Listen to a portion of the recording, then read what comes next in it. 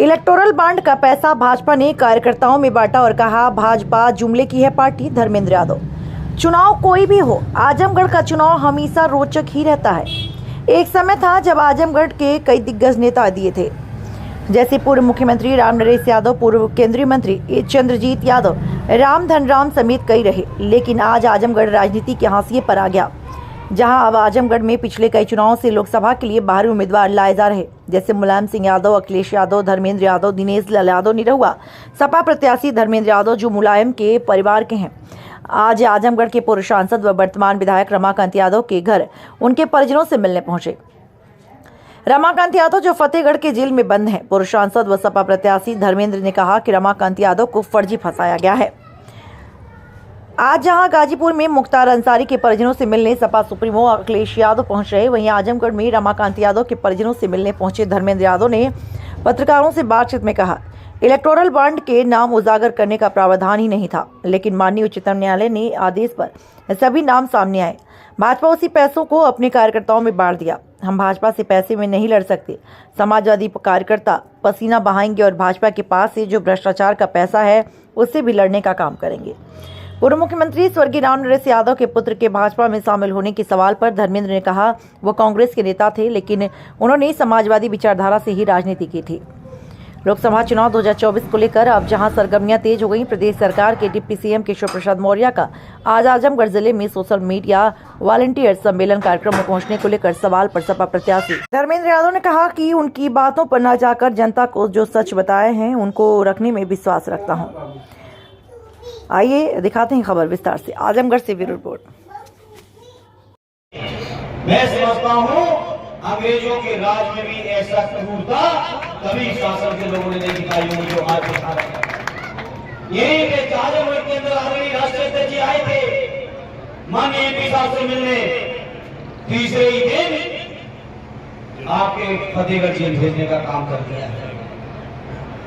गए थे राष्ट्रीय अध्यक्ष जी मिलने हमारे विधायक इरफान सोलंकी साहब से, अगले दिन महाराजगंज जेल में भेज दिया। आज आजम साहब के यहाँ क्या हुआ, परिवार में सबसे जिम्मेदार 3 व्यक्ति, तीनों लोग जेल में, और इतने संवेदनहीन लोग हैं कि तीनों परिवारजनों को अलग अलग जेल में डालने का काम किया है।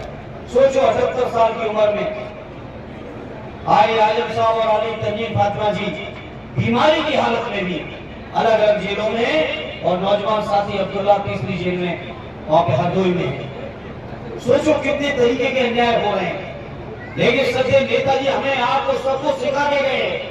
और मैं समझता हूँ समाजवादियों का पहला पार्टी यही है कि अन्याय और अत्याचार के सामने समाजवादी न कभी झुके थे, न कभी झुकने वाले हैं, न कभी झुकेंगे।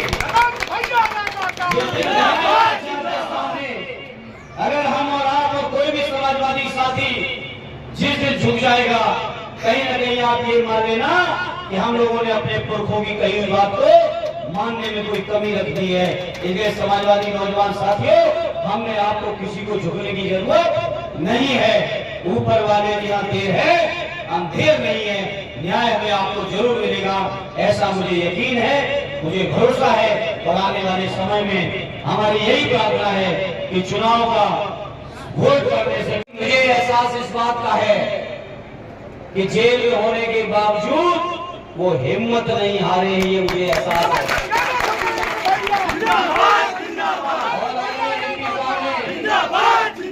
जब मैं यहाँ का उम्मीदवार भी नहीं तो बना था, उस समय भी उन्होंने कहा था कि आदरणीय राष्ट्रीय अध्यक्ष जी से लेके आप तक कोई भी अगर उम्मीदवार बन के आएगा तो पूरा का पूरा आजमगढ़ के लोग बहुत शानदार तरीके से पार्टी को चुनाव जिताने का काम करेंगे।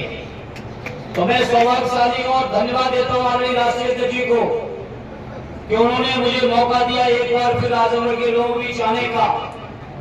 जहां मैं आपके बीच आया हूं वहीं आपसे अपील करता हूं, कोई कसर न रख देना।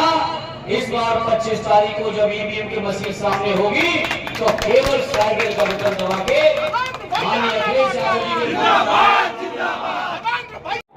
इसमें नाम डिस्क्लोज करने का प्रावधान नहीं था। अगर प्रावधान होता तो माननीय सर्वोच्च न्यायालय को इंटरवीन नहीं करना पड़ता, आदेश नहीं करना पड़ता। मैं समझता हूँ पूरे देश के लोग आभारी हैं माननीय सर्वोच्च न्यायालय के, जिन्होंने हस्तक्षेप करके कितने हथकंडे अपनाए थे। एसबीआई ने कहा कि हम डेटा नहीं दे सकते, बताओ, नहीं कहा, एफिडेविट नहीं दिया सरकार ने। तो इस सरकार के लोग एक सवाल और है, दोनों तरफ से नहीं कह सकते, दोनों तरफ से नहीं कह सकते। माननीय न्यायालय का इन्वॉल्वमेंट ना होता तो ये बीजेपी के लोग तो कभी ना बताते। सर एक सवाल है, इलेक्ट्रोल बॉन्ड पर जिस तरह भाजपा पूरी तरह से अपना उनके कार्यकर्ता बूथ लेवल तक को सैलरी तक जा रही है, आप लोग कैसे लड़ेंगे आजमगढ़ या पूर्वांचल? ये बात आपने बहुत अच्छी कही। यही इलेक्टोरल बॉन्ड से जिन लोगों के ऊपर ईडी, सीबीआई, इनकम टैक्स के केस चलाए गए, फिर उनसे वसूली की गई और वो वसूली बीजेपी के कार्यकर्ताओं में बांटी गई है। ये सच है, पैसे में हम नहीं लड़ सकते। हम समाजवादियों पे पैसा उतना नहीं है, लेकिन समाजवादियों के पसीने में बहुत ताकत है। हमारे कार्यकर्ता पसीना बहाएंगे और पसीना बहा के बीजेपी के जो भ्रष्टाचार का पैसा है उस पैसे से भी लड़ने का काम आज करें। के अखबार में छपा है कि अजय नरेश यादव जो राम नरेश जी के मुख्यमंत्री के लड़के हैं, उनको कह रहे हैं सपा के कार्यकर्ता थे, वो क्या खंडन करेंगे? नहीं, कुछ नहीं कहेंगे। क्या वो आपका कार्यकर्ता? नहीं, वो हमारी पार्टी के नहीं सदस्य थे, वो कांग्रेस पार्टी के सदस्य थे। वो जहाँ तक मुझे अगर जानकारी सही है तो वो कांग्रेस पार्टी से गए हैं। हालांकि हम लोग सम्मान करते हैं उनका और किया है। स्वर्गीय राम नरेश जी का हम लोगों ने सम्मान किया है उनका, लेकिन स्वर्गीय राम नरेश जी की जो थाती है वो आज समाजवादियों में समाहित है, उनके लड़के क्योंकि वो समाजवादी विचारधारा से ही उत्तर प्रदेश के मुख्यमंत्री हुए थे।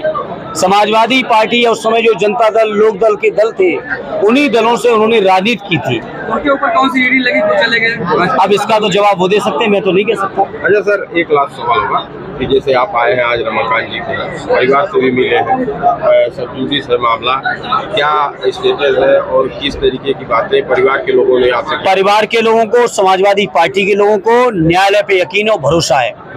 माननीय न्यायालय के रास्ते से आदरणीय एमपी साहब को न्याय जरूर मिलेगा और आजमगढ़ की जनता जानती है, प्रदेश की जनता जानती है कि किस तरह से आदरणीय एमपी साहब को झूठे मुकदमे में फंसाया गया, जिस मुकदमे से उनका कोई दूर दूर तक लेना देना नहीं है। आप आजमगढ़ के पत्रकार होने के नाते आपको भी स्थिति का बेहतर जानकारी जरूर होगी। कहीं कोई लेना देना नहीं था, झूठे मुकदमे में फंसाया गया है और केवल इसलिए फंसाया गया कि वो इस क्षेत्र के लोकप्रिय नेता हैं और माननीय मुख्यमंत्री जी को उनकी लोकप्रियता खटकती थी, बाबा जी को, इसलिए फंसाया गया उनको। बहुत बहुत